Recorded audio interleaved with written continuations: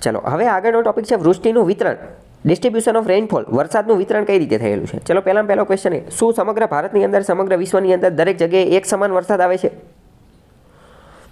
તો કે ના, એક સમાન વરસાદ ન થતો. હમણાં જ તો મેં તમને કીધું કે જે પશ્ચિમ ઘાટ છે પશ્ચિમ ઘાટનો પશ્ચિમ ભાગ જે છે, પશ્ચિમ ઘાટનો પશ્ચિમ ભાગ, ત્યાં ખતરનાક જોરદાર ડેન્જર 200 સેન્ટીમીટર કરતાં વધુ વરસાદ આવે છે. જ્યારે પશ્ચિમ ઘાટનો જે પૂર્વ ભાગ છે, પશ્ચિમ ઘાટનો જે પૂર્વ ભાગ છે, તો કે એ તો પવનાભિમુખ, એ તો રેઇન શેડો, વરસાદ છાયા વિસ્તાર છે. ત્યાં તો વરસાદ જ એટલો બધો આવતો નથી. મહારાષ્ટ્રના મુંબઈમાં ઘણો વરસાદ આવે છે, પુણે 200 સેન્ટીમીટર કરતાં પુણેમાં બહુ ઓછો આવે છે. અને બરાબર, તો મતલબ કે બધે એક સરખું નથી. તો વૃષ્ટિના વિતરણમાં વિવિધતા જોવા મળે છે. વૃષ્ટિના પ્રમાણ અને વિતરણ પર અક્ષાંશ, સમુદ્રથી અંતર, ભૂપૃષ્ઠ, પવન, મહાસાગરના પ્રવાહો, જંગલનું પ્રમાણ, આ બધાના આધારે જે છે એ વિવિધતા જોવા મળે છે. બરાબર.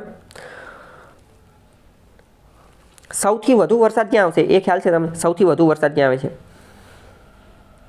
વિષુવવૃત્ત ઉપર 10 ડિગ્રીથી તે 20 ડિગ્રી સેન્ટીગ્રેડ, 10 ડિગ્રીથી તો 20 ડિગ્રી સેન્ટીગ્રેડ, ઉત્તર અને દક્ષિણ બંનેની અંદર, એટલે અથવા તો કર્કવૃત્ત અને મકરવૃત્ત વચ્ચેનો વિસ્તાર, અહીંયા સૌથી વધુ વરસાદ આવે છે.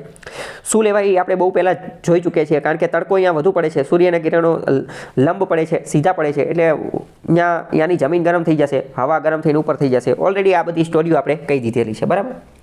ચલો હવે હું તમને એક વાત કહું કે વિષુવવૃત્તથી ધ્રુવ તરફ જતા વરસાદ વધતો જશે, ઘટતો જશે? વરસાદ ઘટતો જશે. ધ્રુવો તરફ તો વરસાદ એકદમ ઓછો જોવા મળશે. બરાબર. તો આ બધું તમને વિધાનવાળા વાક્યમાં એ બધામાં પૂછાઈ જશે. નીચે અમુક વસ્તુ આપેલી છે, તમે એકવાર તમારી રીતે વાંચી લેજો. આપણે વરસાદની વાત કરીએ તો વરસાદના વિતરણ અને પ્રમાણમાં જે છે એ મહાસાગર અને ભૂમિખંડમાં અલગ અલગ જોવા મળે છે. પૃથ્વી સપાટી ઉપર જેટલો પણ વરસાદ પડે ને, એમાંથી 22% વરસાદ જે છે ને એ ભૂમિખંડો જમીન ઉપર પડે છે, અને 78% જેટલો વરસાદ જે છે ને એ મહાસાગરમાં પડે છે. તો આ પણ તમને પ્રશ્ન પૂછાઈ જશે કે સમુદ્ર કિનારાથી દૂર જમીન પ્રદેશ ઉપર, સમુદ્રથી જમીન ઉપર જતા વરસાદનું પ્રમાણ ઘટતું જાય છે. વિધાન સાચું પડી જશે. સમુદ્રમાં વધુ વરસાદ છે અને જમીન ઉપર ઓછો છે. વિધાનવાળા વાક્યમાં આવું બધું પૂછાશે. બરાબર.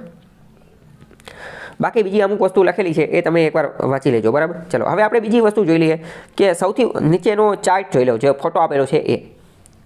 તો કે સૌથી વધુ વરસાદ તો વિષુવવૃત્ત ઉપર જોવા મળે છે. અહીંયા નકશો આપેલો છે, નકશામાં જોઈએ લાલ કલર છે, તો લાલ કલર 200 સેન્ટીમીટર કરતાં વધુ વરસાદ, 200 સેન્ટીમીટર કરતાં વધુ વરસાદ જે છે એ ક્યાં જોવા મળે છે? તો કે વિષુવવૃત્ત ઉપર, વિષુવવૃત્તના પટ્ટા ઉપર. જો બધા અહીંયા જ આપેલા છે. બરાબર.